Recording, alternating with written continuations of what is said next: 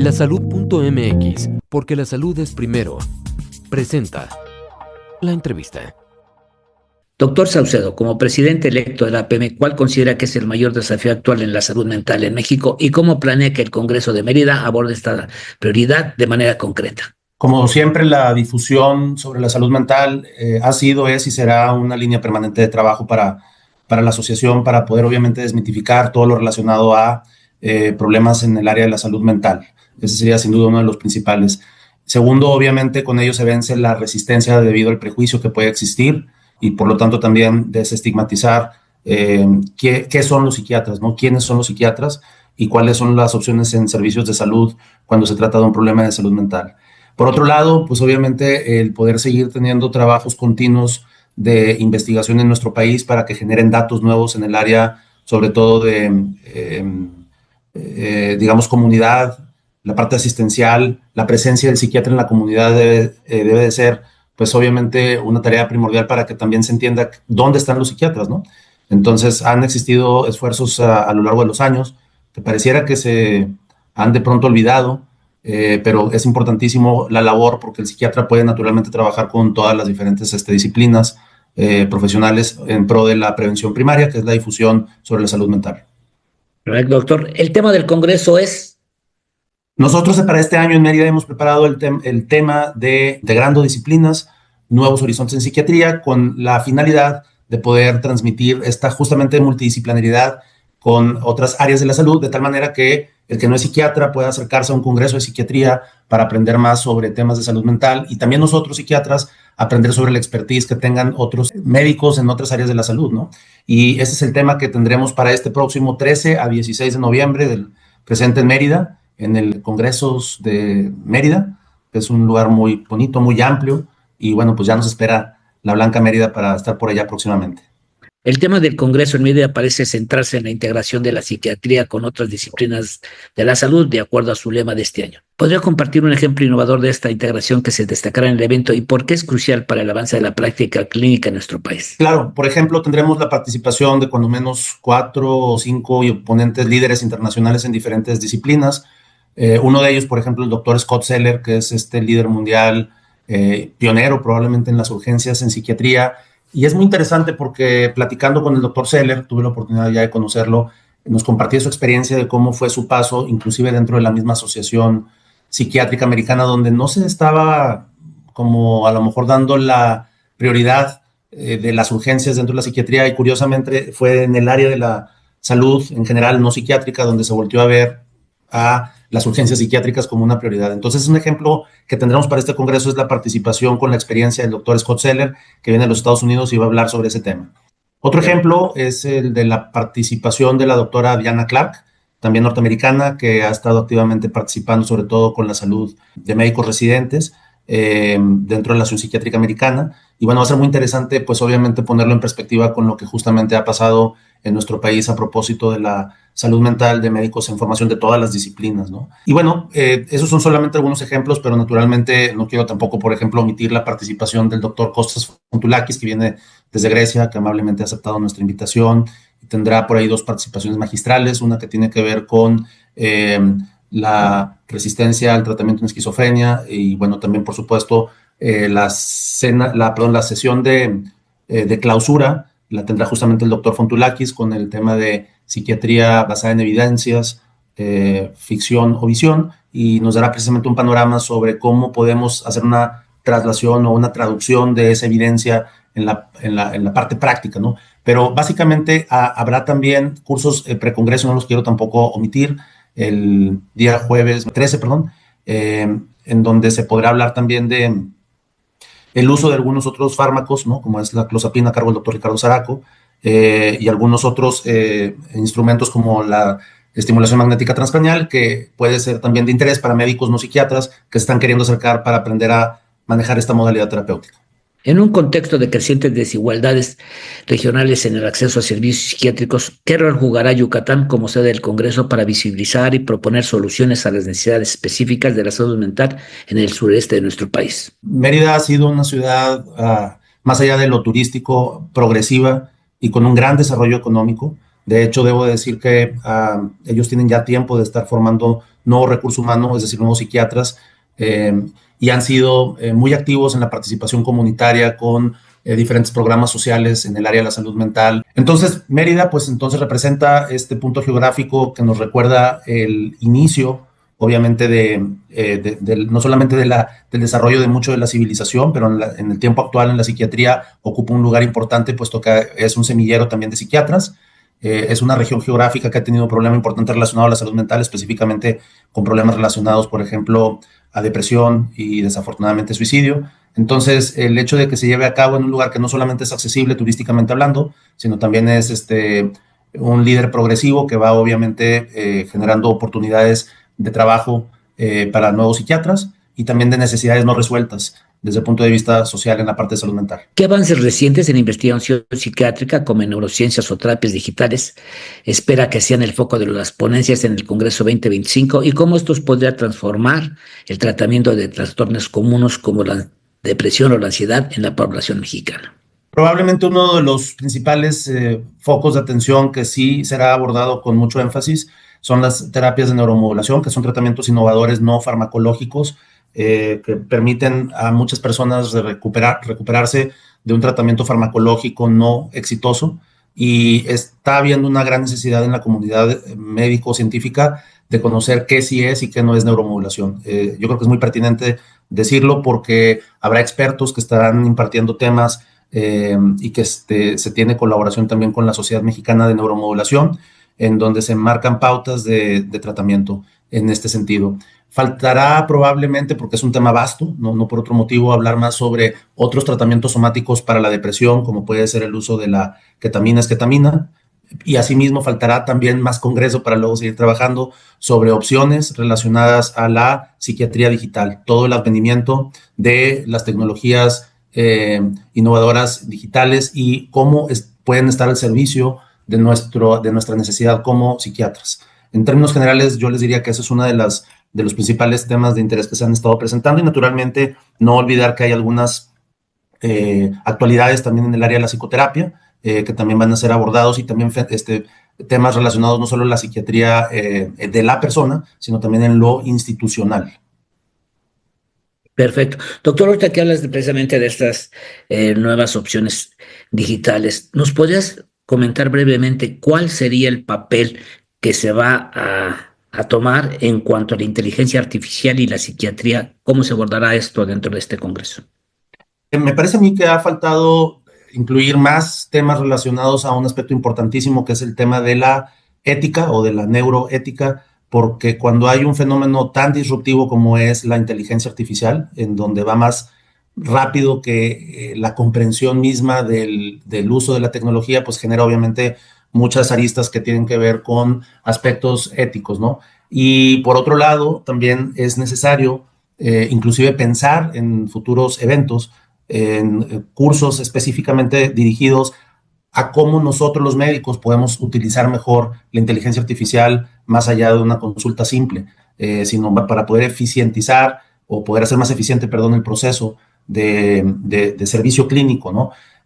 Por un lado, y por el otro, pues también cuál es el rol del paciente que también tiene acceso a esta tecnología, y frente a un médico, para también saber qué tanto sabe de un tema determinado, cómo puede utilizarse ese conocimiento para mejorar la relación médico-paciente. Entonces, yo creo que son aspectos que tienen que ver con ética, con relación médico-paciente, con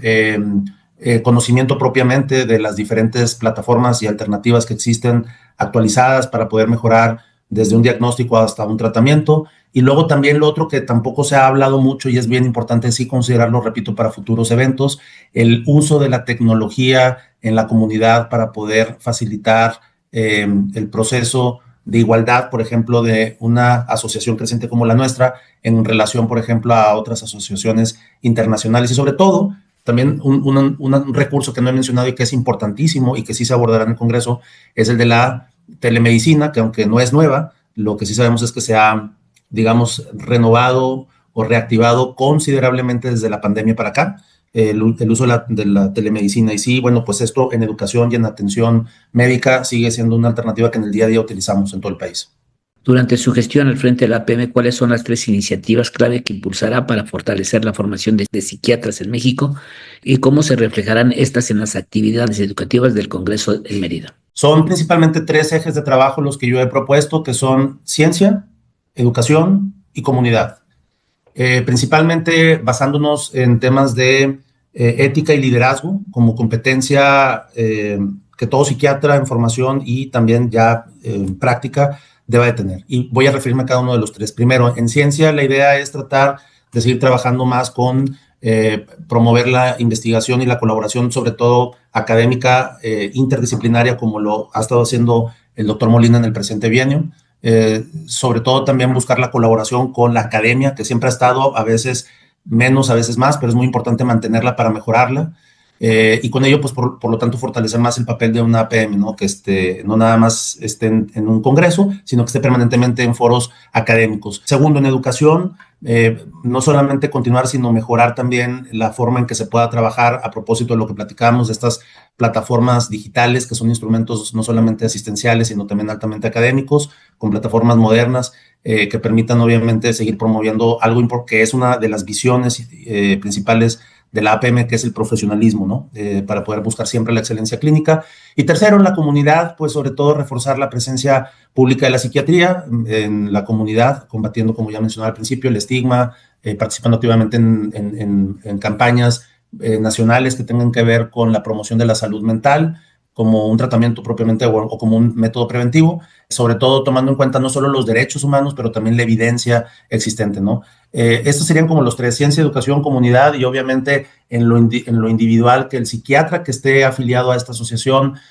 pueda sentir que tiene una plataforma para el desarrollo del profesionalismo continuo, y por el otro lado, esto con carácter de ser líderes de opinión en sus áreas respectivas, en sus regiones respectivas en todo el país. La estigmatización de la salud mental sigue siendo un obstáculo en México. ¿Qué estrategias comunitarias se promoverán a través de la APM en este Congreso para combatir este problema y saber si se ha identificado algún éxito local en Yucatán que pueda servir de modelo? Debo decir que una de las intenciones dentro del Congreso es sí tener cursos precongreso que vayan orientados, por ejemplo, al mejor manejo de ciertos fármacos, al mejor manejo de esta tecnología de neuromodulación que ya mencionaba hace un momento,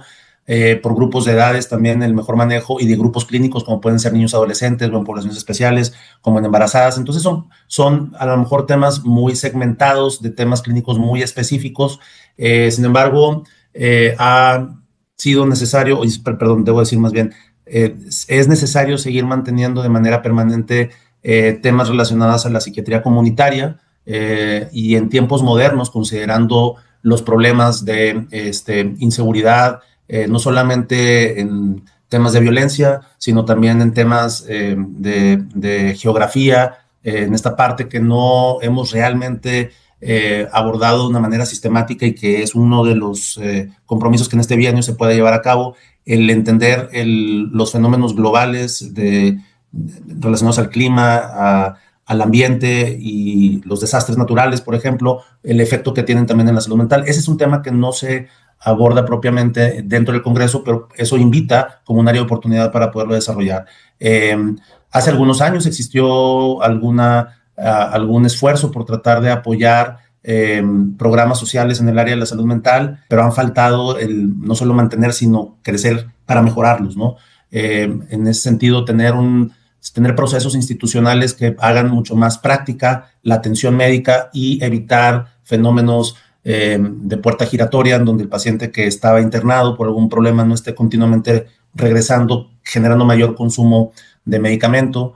sino tratar de buscar sobre todo estrategias en la comunidad que permitan poder buscar una mejor funcionalidad de estas personas. Entonces, son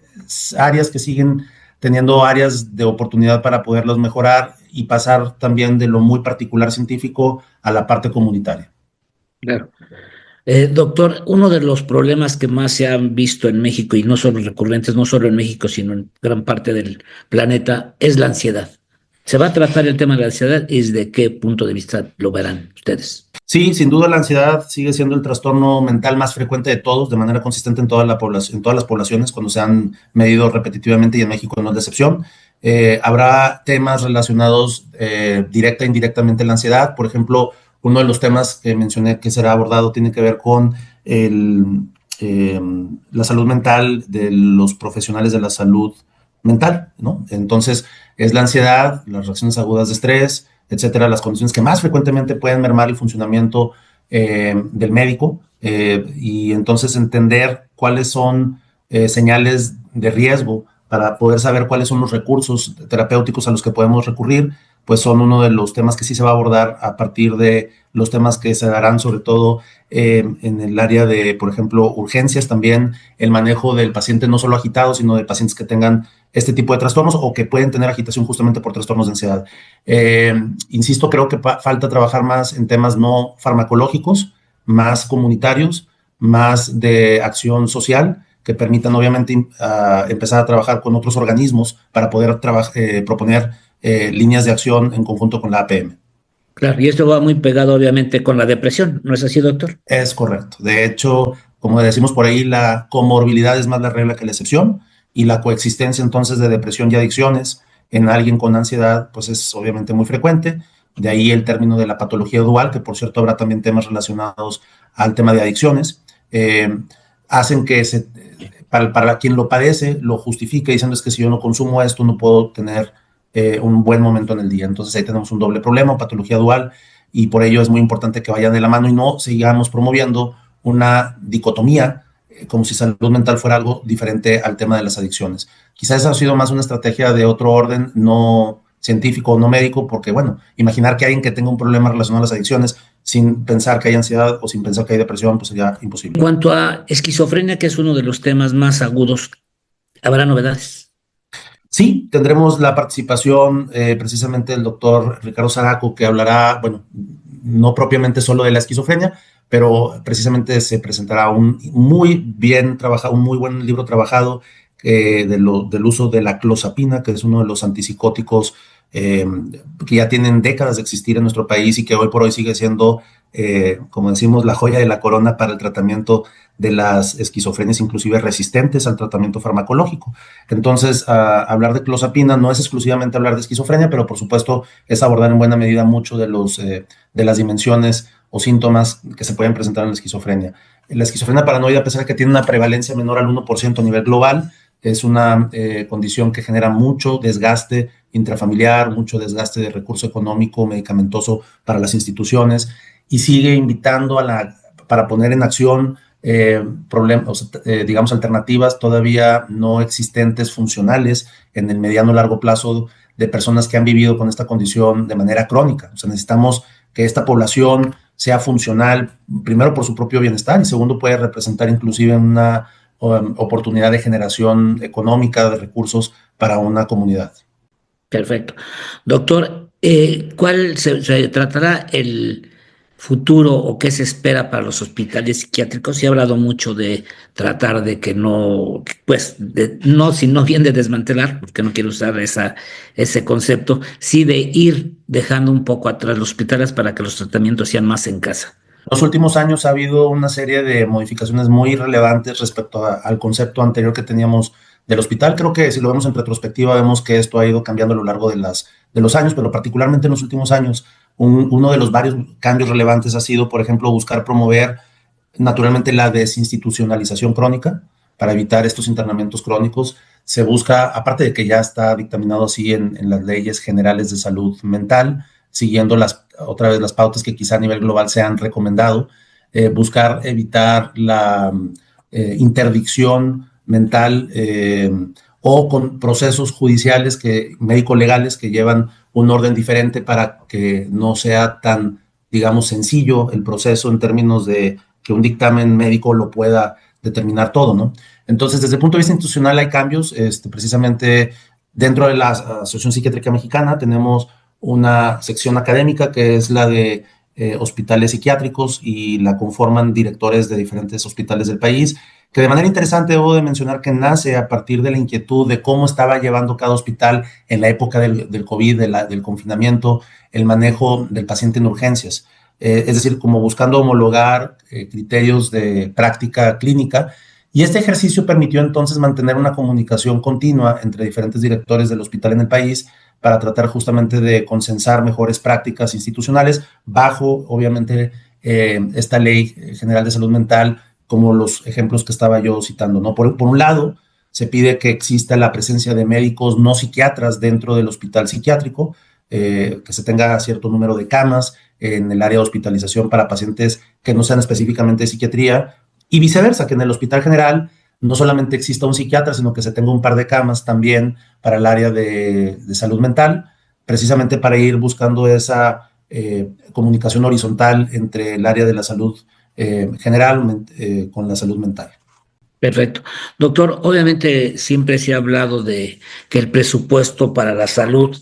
de por sí es bajo a nivel federal, a nivel en cuanto a enfermedades, pero todavía es más bajo para la cuestión de la salud mental, ¿no es así?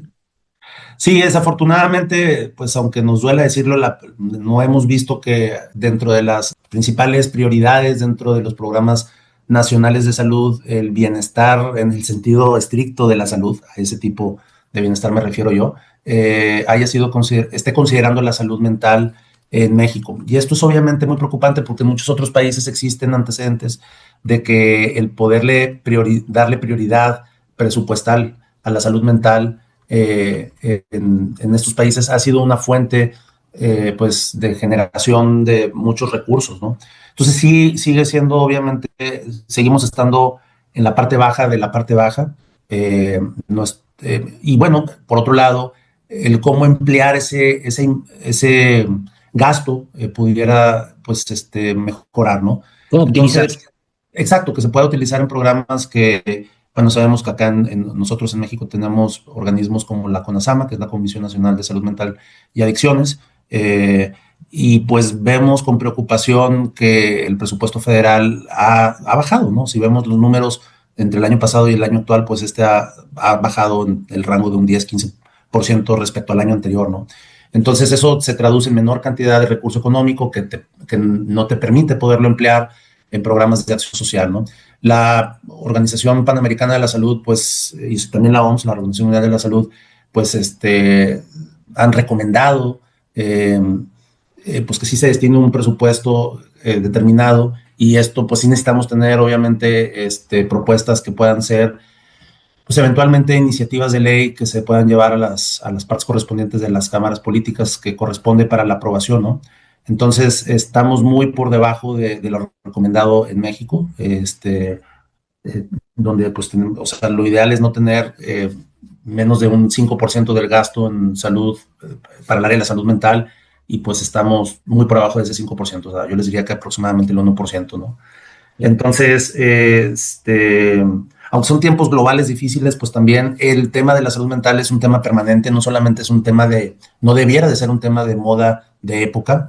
como por ejemplo lo fue en el periodo del COVID, ¿no? Y me remito continuamente a ese periodo porque fue un referente, ¿no? Cómo vimos que incrementó después del confinamiento prolongado en el mundo en general, ¿no? Pero bueno, volviendo al tema de acá, pues sí sigue siendo obviamente poco el presupuesto, y las implicaciones pues obviamente es menores oportunidades para personas que podrían beneficiarse de esto, no hay oportunidad de seguir sosteniendo algunos programas de acción social, se tiene que buscar a veces el financiamiento con otras instancias internacionales que a veces pueden apoyar a países en vías de desarrollo. ¿Qué novedades se presentarán dentro de este congreso? ¿Algunas nuevas compañías, algunos nuevos productos, algunas nuevas terapias? ¿Qué es lo que se presentará en este congreso? Me parece que en los últimos años hemos visto muy activo la presencia de algunas compañías que han estado comercializando tecnologías de neuromodulación, y en este congreso nuevamente tendremos la presencia de ellos. Hace algunos años, recordarán, estuvo muy en boga todo el tema, por ejemplo, de la farmacogenética. No es que haya dejado de ser importante, pero también hemos visto que quizá hay algunas limitaciones naturales que tienen, y no es por la marca tal o cual, sino la naturaleza misma del instrumento. Pero sí sigue siendo obviamente un recurso clínico. Entonces creo que serían básicamente marcas o compañías que están comercializando tecnologías de neuromodulación, porque realmente fuera de lo farmacológico, en el caso de los tratamientos somáticos, como en el caso de la ketamina, Pues desafortunadamente no tenemos ketamina para humanos actualmente en el país. Es otro llamado, digamos, de atención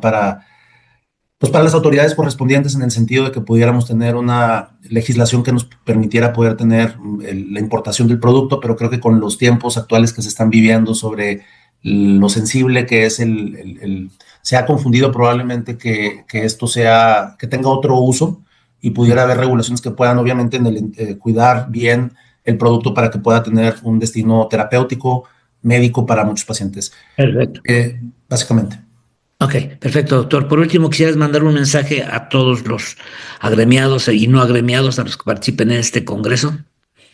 Quisiera yo invitar a todos los médicos psiquiatras y no psiquiatras a este gran próximo Congreso 29 de la Asociación Psiquiátrica Mexicana que se llevará a cabo del 13 al 16 de noviembre en Mérida, Yucatán, en donde tendremos la participación de líderes nacionales e internacionales en diferentes temas. Queremos seguir invitando a los médicos en formación a que formen parte de nuestra asociación para poder sobre todo